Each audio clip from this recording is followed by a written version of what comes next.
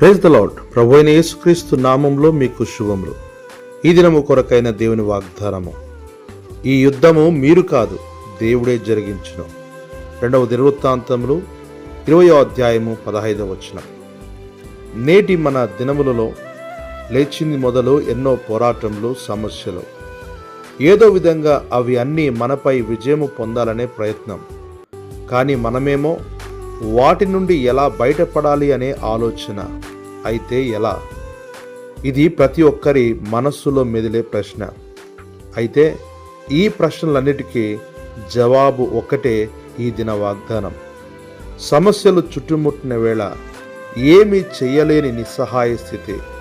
అలాంటప్పుడు మనలను విజయ పథం వైపు నడిపించువాడు మన ప్రభువే.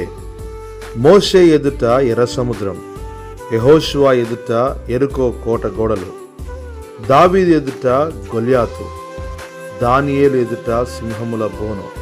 ఈ రీతిగా నీ జీవితంలో నీవు సాధించలేనిది ఏదైనా ఉందా? అయితే ఈ భక్తులందరూ తమ శక్తి మీద కాదు గాని దేవుని బలముపై ఆధారపడిరి, అద్భుతమైన విజయాలను పొందిరి.